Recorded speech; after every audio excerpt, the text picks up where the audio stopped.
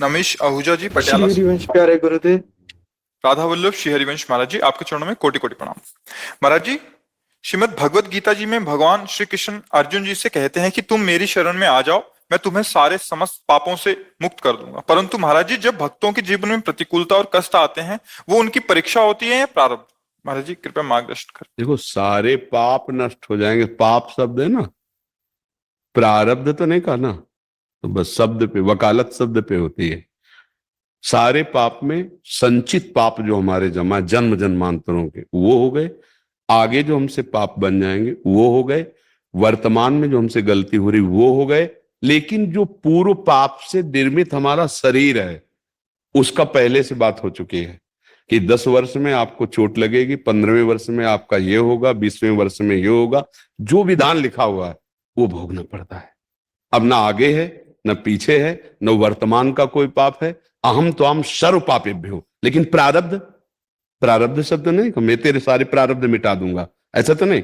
ये रचना शरीर की प्रारब्ध से हुई है। प्रारब्ध 2 प्रकार के होते हैं, एक पुण्य और एक पाप। पाप का प्रारब्ध दंड रूप में आता है, कष्ट रूप में, विपत्ति रूप में, संकट रूप में। और पुण्य जो है सुविधा, उत्साह, अनुकूलता, सम्मान, इसके रूप में आता है। तो ये दोनों प्राप्त होते रहते हैं पूरे जीवन भर। भगवान के भजन से इसको सहने की सामर्थ्य मिलती है। पूर्व पाप नष्ट हो गए, आगे के पाप नष्ट हो जाएंगे, वर्तमान में जो गलती हो जाएगी वो क्षमा हो जाएगी। लेकिन शरीर जिससे बना है वो भोगना पड़ेगा। ठीक है ना? अब समझ में आ रही ना? प्रारब्ध अलग चीज है, संचित कर्म और आगे के कर्म, वर्तमान के कर्म, ये अलग चीज है। अहम त्वाम सर्व पापेभ्यो मोक्षयिष्यामि मा शुचा।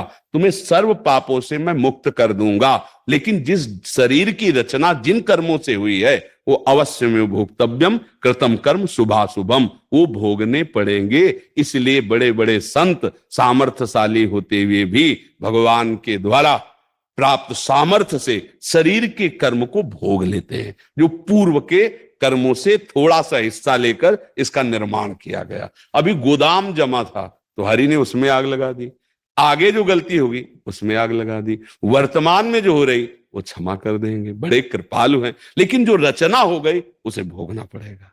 समझ पा रहे हैं आप?